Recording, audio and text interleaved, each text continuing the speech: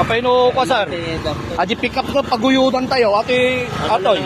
Dead on arrival na sa pagamutan ang lalaking ito mula sa isang sasakyan sa kahabaan ng Don Teofilo Season Bridge sa Barangay Puelay sa bayan ng Rosales, Pangasinan. Ito'y matapos sumalpok ang kotse sa kasalubong na truck matapos itong mag-counterflow. Base sa resulta po ng investigasyon ng ating mga investigador, ay makita naman po natin na ang truck po ay nasa tamang posisyon na bago man po nagkaroon ng kolisyon ay iniwas po niya yung kanyang truck at saka huminto. Pero yung nasa kabilang kwan po, yung Mirage, umagaw ng linya. Maaring masabi natin na hindi siya nakapag-apply ng brake kasi wala tayong makitang sinyales na nakapag-brake siya. Aji may isa di marigatan tayo.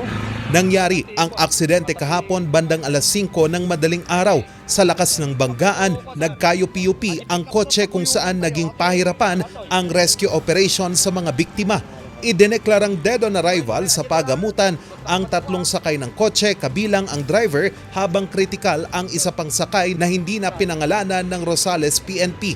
Wala namang natamong sugat ang driver at pahinante ng truck. Ayon sa PNP, hindi na nagsampa ng kaso ang pamilya ng mga biktima sa driver ng truck.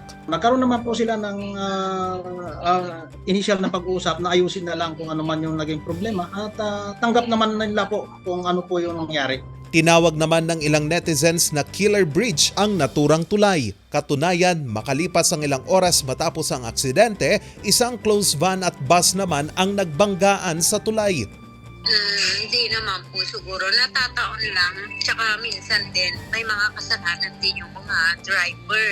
Opo. Hindi din po sila nag-iingat. Pag sa madaling araw po, yung mga iftel na hindi concerned, mabilis din po kasi silang nagdadukang. Dagdag pa ng isang netizen, butas-butas umano ang kalsada at walang ilaw sa tulay. Sinubukan ng news team na kunin ang pahayag ng Pangasinan 3rd District Engineering Office ukol dito pero tumanggi muna silang magbigay ng pahayag. Paalala naman ng PNP. Bob, sa incident naman po, though may mga incident naman po na involved na may namamatay, pero ayaw din naman natin sabihin na killer bridge siya.